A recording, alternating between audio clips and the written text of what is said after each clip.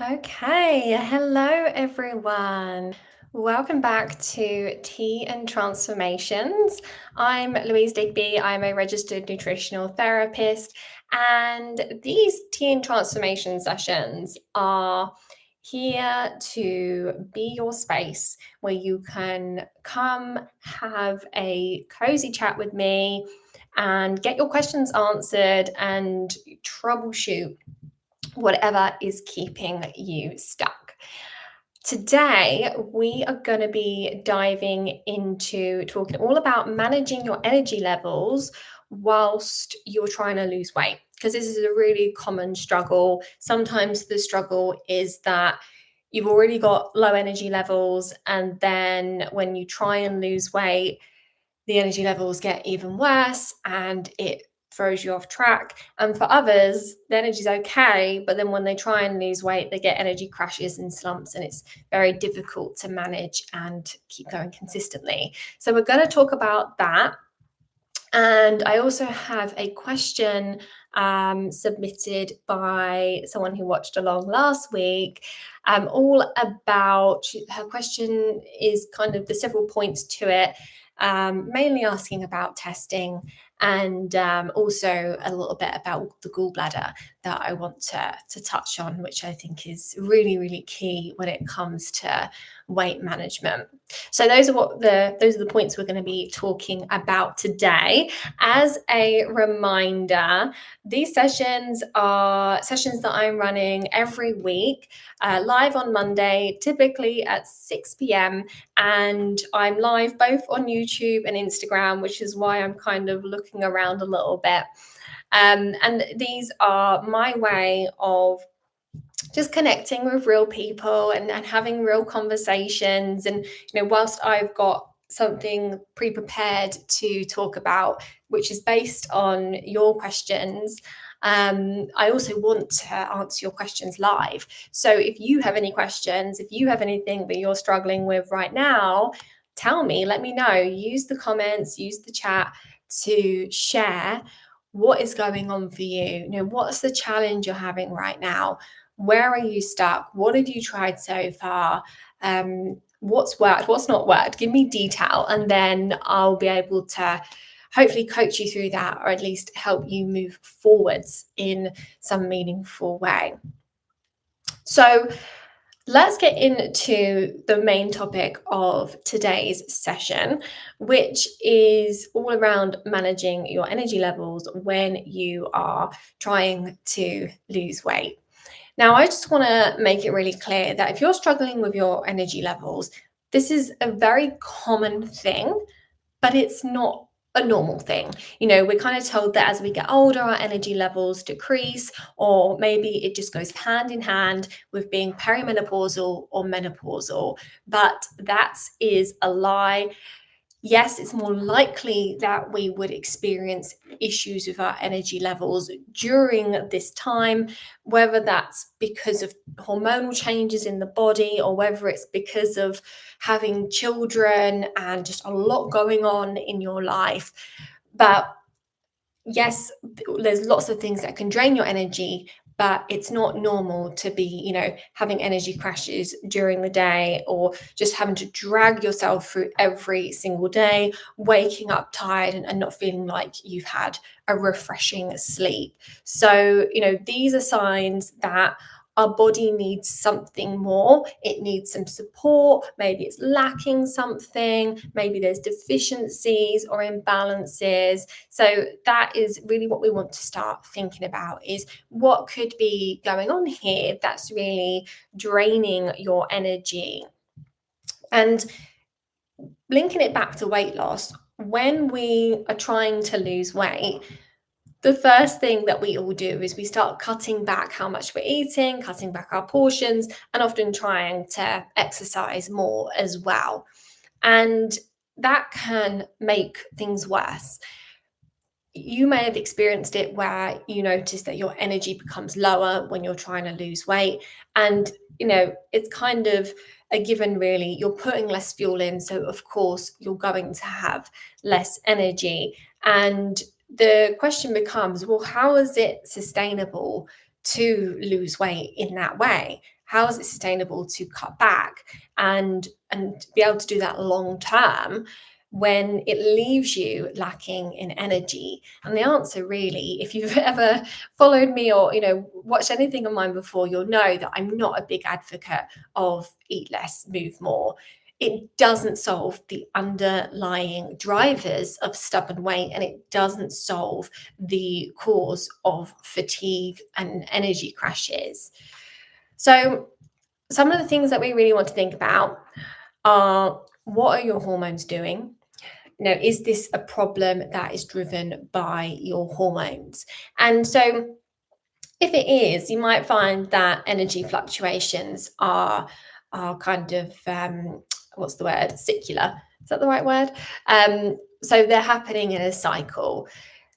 If you have a regular menstrual cycle, you may notice that there's certain times of the month when your energy levels are lower. So if you're noticing this might be a sign that your hormones are a bit off balance, and maybe that is what's partly driving the low energy levels. If it's more of a day-to-day cycle where maybe you're kind of having energy crashes at certain times, maybe you're waking up feeling unrefreshed, or maybe you are waking up feeling good, but then your energy is crashing later, and that's happening, pretty much in that pattern every day. Well, that tells us that it's not so sex hormone related, and that could be more related to your thyroid, maybe your blood sugars, maybe your stress hormones.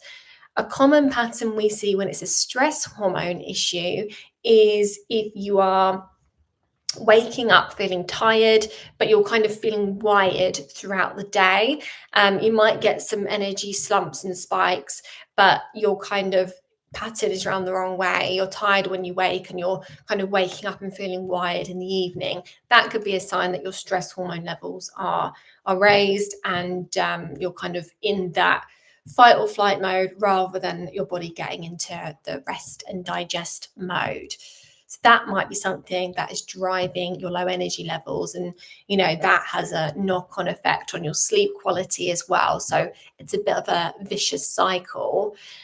In terms of blood sugars, this tends to present as energy peaks and crashes. So if you find that you need to keep eating throughout the day to keep your energy levels up, if you're having dips mid-morning and mid-afternoon, particularly if you're getting a significant slump after your lunch, then this can be a sign that your blood sugars are not well regulated.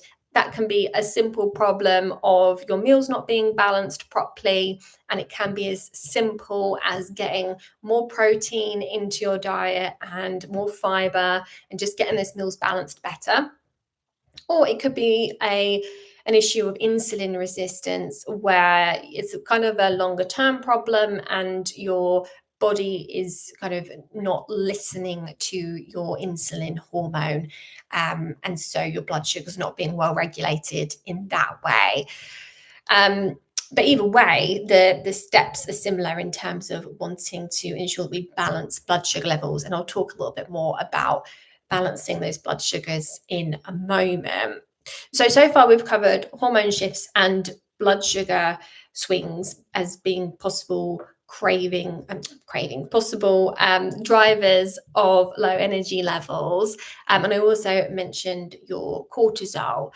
Another thing that can drive energy issues can be nutrient deficiencies. So some key culprits are things like vitamin B12 and folate and iron. These are all really important for making your blood cells and helping to transport oxygen around your body. So if those nutrient levels are low, then we can find that we're lacking in energy.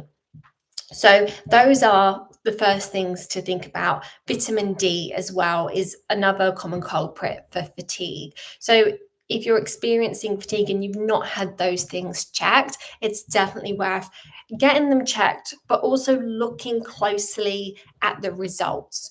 so often with women that I work with, they'll have been told that those markers are fine. And then when we actually look at them, they're like right at the bottom of that reference range, of the normal reference range. And typically we want them to be in the middle to the higher end, depending on the nutrient that we're talking about. So you want to look closely at them and make sure that they're not sitting right at the bottom of that reference range, because even if it's still within that normal range, it's something that can really drive fatigue, particularly if you've got multiple markers that are at the low end of that range.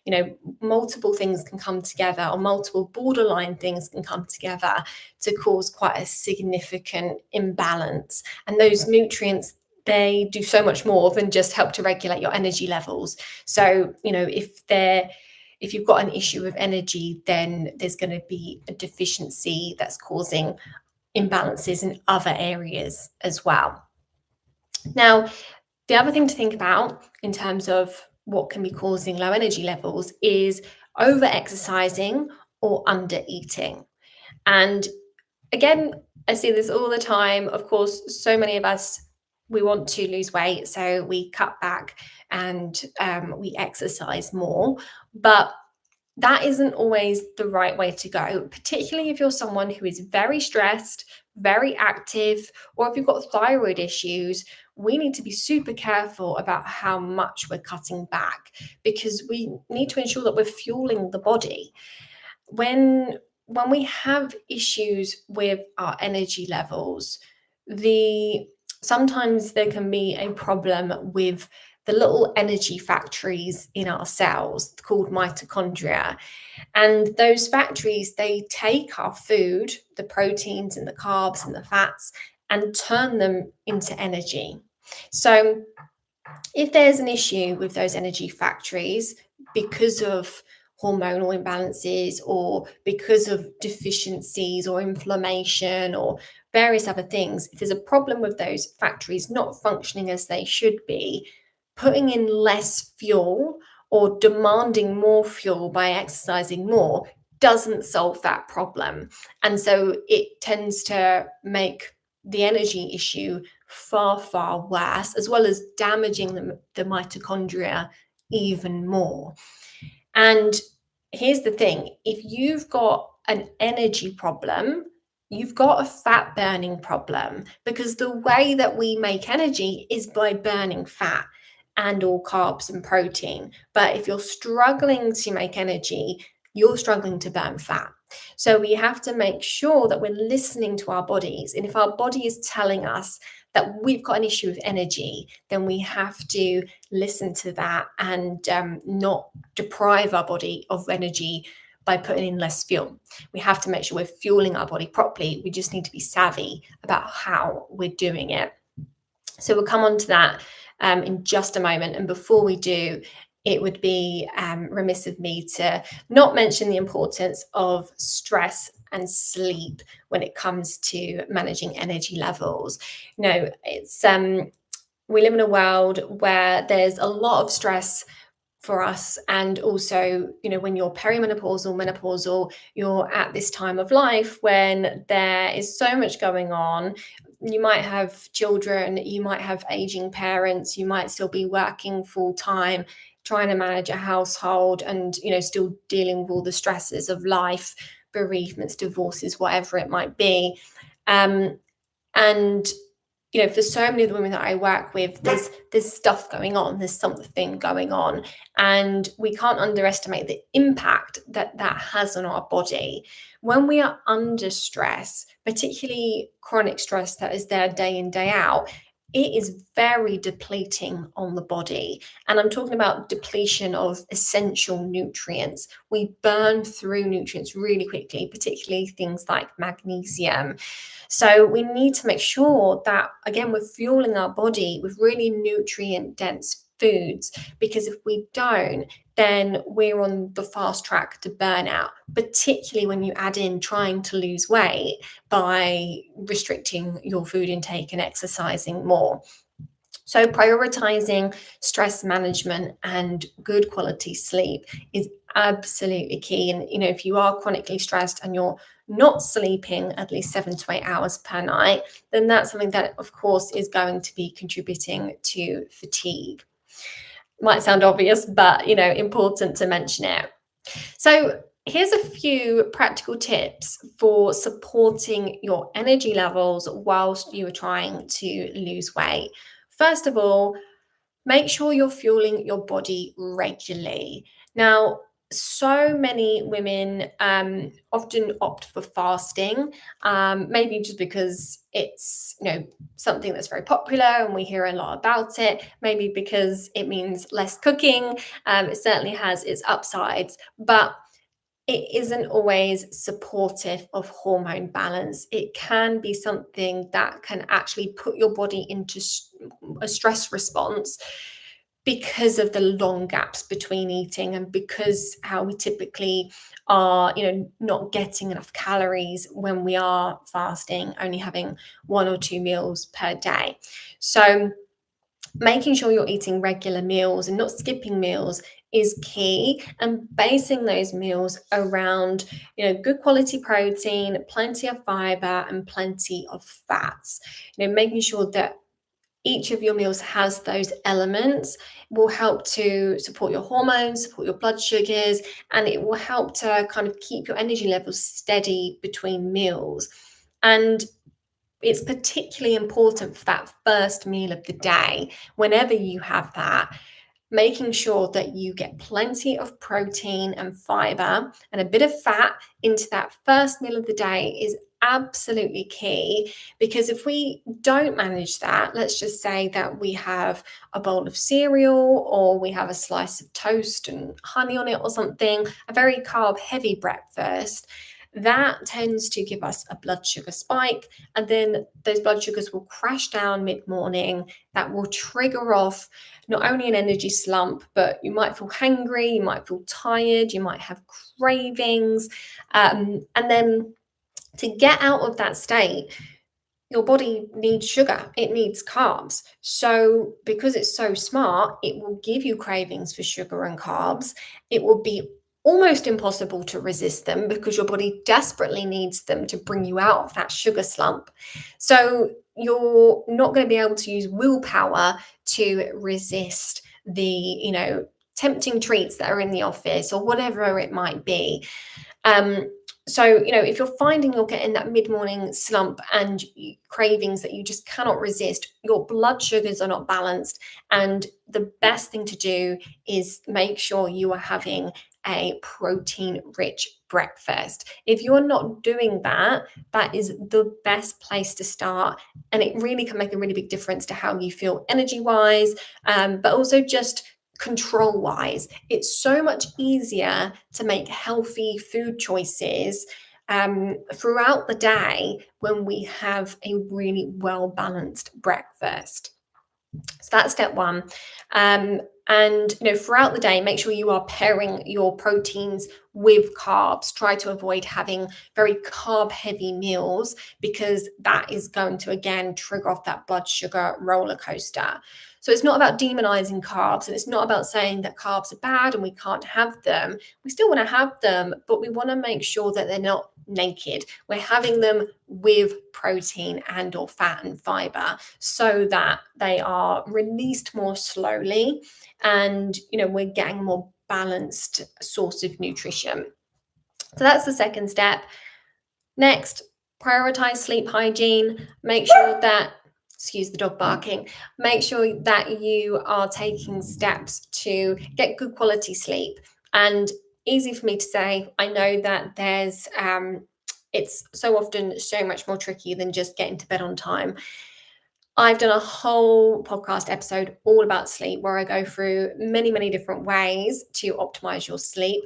And by the way, what I was just talking about with blood sugar balance and making sure you get a protein-rich breakfast, that has a really positive knock-on effect on sleep as well, because sleep issues can often be linked to blood sugar peaks and crashes, because when you have crashes, it stresses out your body and so on. So that should help your sleep if you're having issues.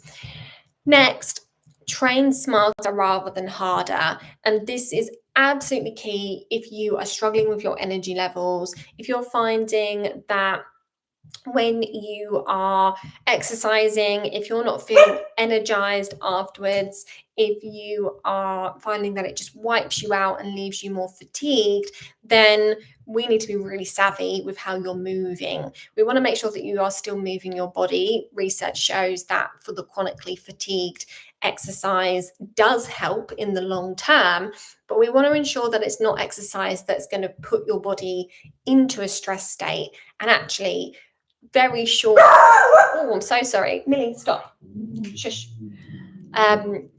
Very short workouts where you're doing some strength training makes a world of difference. And research has shown that 8 minutes of resistance training with resistance bands every other day is enough. It's enough to make a difference to your muscle tone, and certainly focusing on building muscle as opposed to just doing loads of cardio and trying to burn as much energy as possible is super helpful, not only for fat loss, but for energy regulation as well. Next, stress management. I mentioned it before, but it doesn't have to be anything major. It doesn't have to be that you're completely changing your life so that, you don't have the stress anymore. It's more about weaving in things that help to put your body into rest and digest mode and get you out of that fight or flight mode. So that can be as simple as doing a few minutes of deep belly breathing a couple of times a day. Maybe that might be when you're sitting in traffic or on the train or before you sit down to eat your meals is a really great time to do it. Because, of course, rest and digest, we want to make sure we are relaxing our body before we eat to optimize our digestion. So even if you just do that, that can make a world of difference.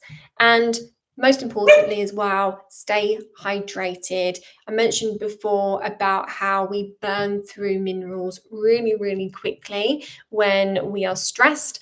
And it's super helpful to make sure that we are rehydrating, not just with water, but with electrolytes, so that we can again support our body stress response, better support our hydration, and better support our exercise recovery as well.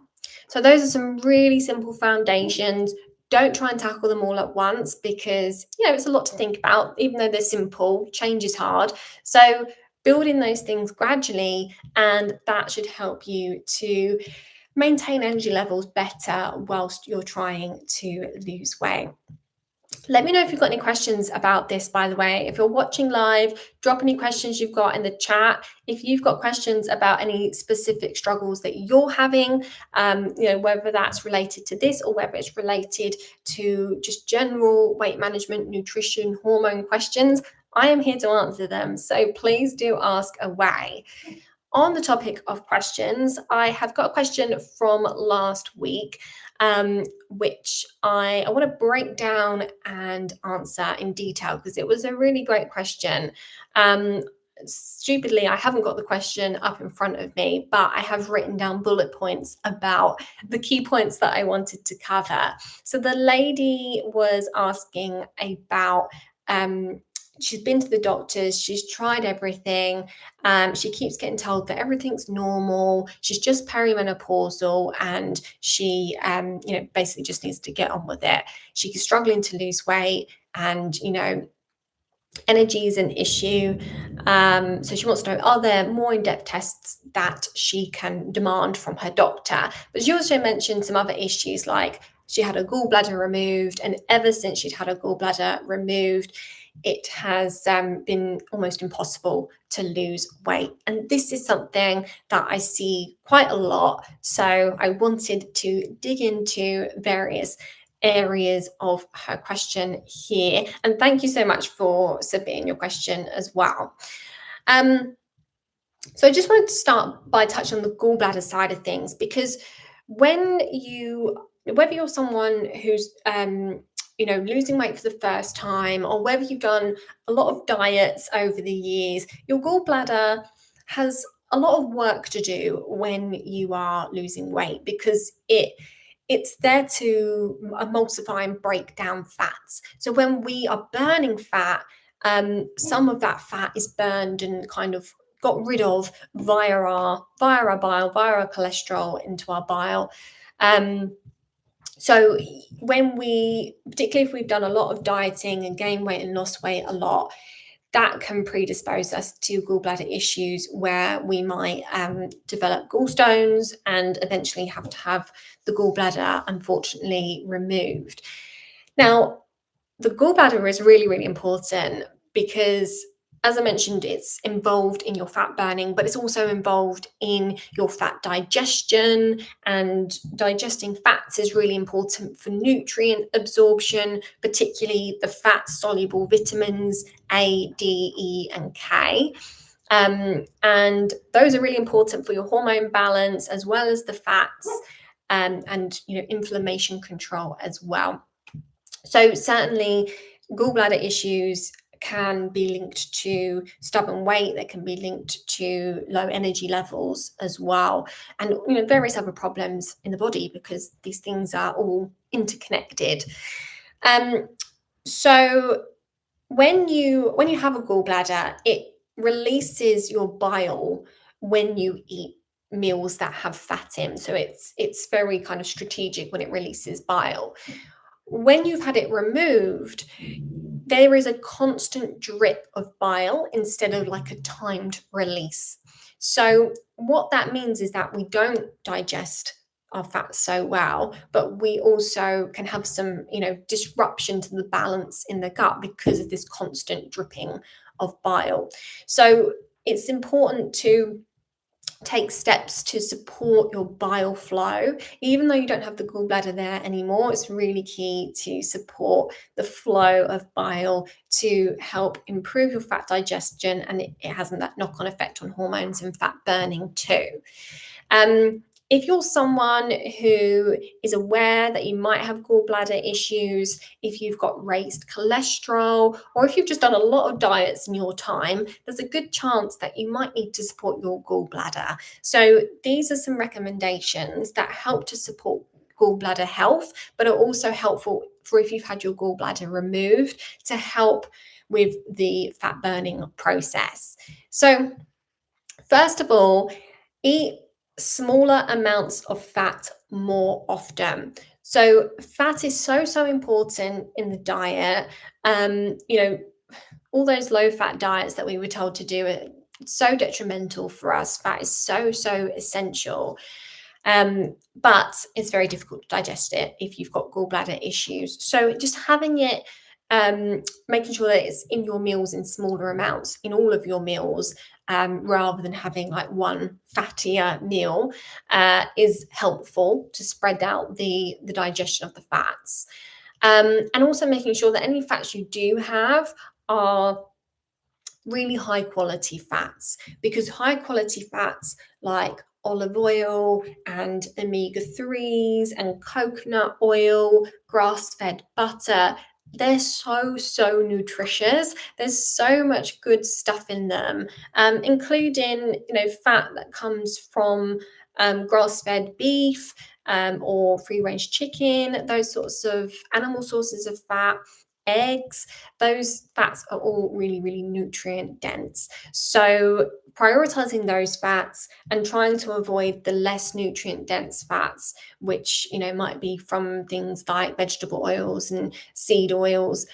So that's one thing to think about.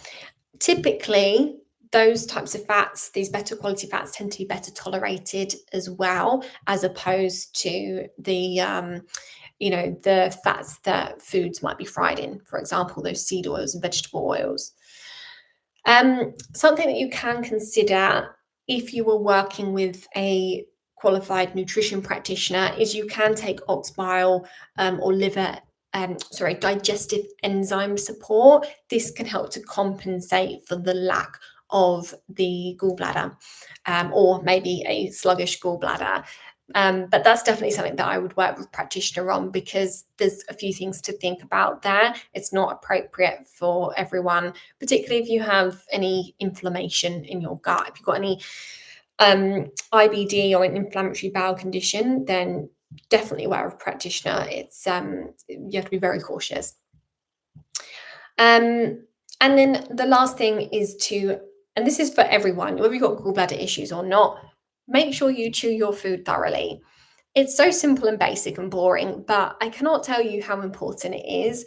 It is so impactful. Digestion starts in the mouth, and we have enzymes in our saliva that help us to start breaking down food, but also just the physical breakdown of food from chewing is really helpful. And chewing also stimulates the digestive juices. It tells our body that it is going to be receiving food, so it stimulates the production of enzymes and bile, which helps us to digest better and get more nutrients out of our food. And the more we chew, the slower we tend to eat, the less air we swallow, so the less bloated we tend to be. And also, the slower we eat, the sooner we realize we're full, and the less likely we are to overdo it and then feel uncomfortably full afterwards. So chew your food, absolutely key. One thing that I also want to add, which I forgot to mention, is eating bitter foods. So bitter foods like rocket and chicory and dandelion, things like lemon water, apple cider vinegar, these really bitter flavors and sharp flavors, the taste of them stimulates your digestive juices. So they're really great to have before a meal as like a little starter, or maybe a side salad, or a dressing with the lemon and apple cider vinegar. Those are really great for supporting your digestion generally, but particularly good for supporting bile flow.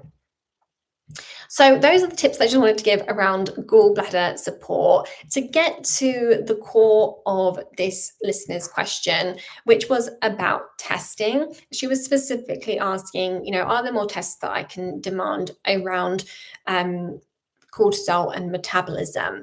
And the answer is not really, not through the NHS. When you go to your doctors, they will look at your thyroid in quite basic detail. They may look at cortisol, but that has its limitations too. When they look at cortisol, they will do a blood test, and the blood test isn't the best way for us to get a full understanding of what's going on with your cortisol levels. When you have a cortisol test with the doctors, they are looking for disease. They're looking for either Addison's or Cushing's disease or syndrome, which is very high cortisol or very low cortisol. And it doesn't tell us about the more subtle imbalances that are far, far more common. So it's, if you suspect that you've got a serious problem with cortisol, absolutely push for that test. But if it comes back normal, just know the likelihood is there's probably still something going on cortisol wise. It's such a common issue, but that test isn't really designed to tell us that. And just jumping back to thyroid, so when you go to the doctors, they will look at your TSH, which is thyroid stimulating hormone, and they don't look at it in any more depth than that. And thyroid stimulating hormone, that is just looking at the signal that your brain sends to your thyroid, telling it how hard to work. What it doesn't tell us is how hard is your thyroid working. Sometimes you might get T4 included in the blood panel. T4 is your main thyroid hormone. But again, it's still limited information, because it kind of almost doesn't really matter how much T4 you're producing, because actually what we're really interested in is your T3. This is the hormone that T4 gets converted into. It's definitely helpful to look at T4, but we need to see T4 and TSH in combination with a whole other panel of markers like T3 and also your thyroid antibodies. You will not be able to get T3 done on the NHS unless potentially you go to an endocrinologist, and even then they don't always do it. You may be able to get antibodies done. But again, you need to look very closely at the results when it comes to thyroid. Oftentimes you'll be told it's normal, but when you look at it, it might be right at the bottom of the reference range. And they tell you it's normal, but actually that's enough to cause issues with energy and fat burning and hormone regulation and gut health and all sorts of things. So yes, you need to be your own advocate, and you need to look really closely at your test results, particularly those thyroid markers. In terms of tests that look into your metabolism, you're not really going to be able to get anything through your doctors. This is the sort of thing that I do with my clients. We do metabolism or metabolics testing, where we look at those energy burning factories that I mentioned earlier and look at how well your body is making energy, burning fat, proteins, and carbs. And along with that, proper hormone mapping and thyroid in detail, nutrients, and how well you're absorbing, to get the full picture. So the tests are, they exist. They are something that you can do. Unfortunately, they're not available through the NHS, and you do have to go private to get them. This is something that absolutely happy to share more with you about. So send me a DM if you do have any questions on that or interested in understanding that in more detail. But the best place to start, if you haven't already, is getting kind of as much tested as you can from your doctors and just looking at those results really closely, looking at where they are in those reference ranges. It can give you some interesting insights for sure.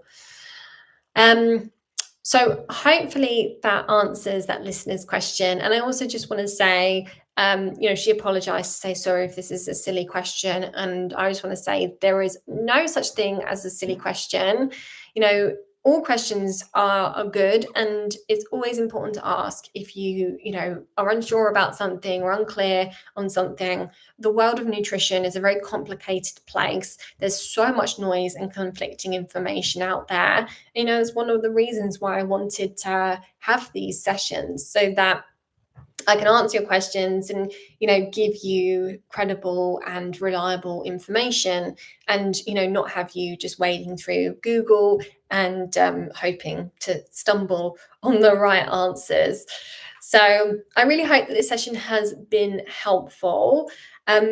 Again, you can submit your questions for next week's session. I'm going to be back on Monday at 6 p.m.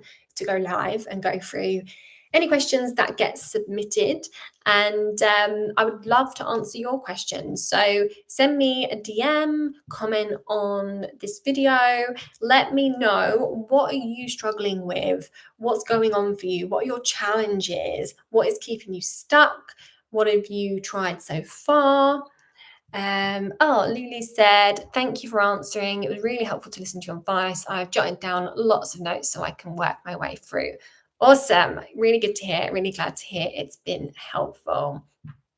Yeah, so send me your questions, send me a DM, reach out in any way that works for you, and I will break down and go through your questions and challenges in the session, whether it's a struggle like we've been talking about today with energy levels, or whether it's more of a logistical challenge, like, you're trying to figure out how to, prepare meals for your family when you've got, 5 different people with different dietary requirements or something like that. So let me know. I want to help, and I'm here for it. Thank you so much for joining me today. I can see a few of you have been watching along, which is so lovely. Don't be so quiet next time. Talk to me. I don't bite. And I'll look forward to seeing you in the next session. Have a wonderful evening, and I'll see you really soon. Bye.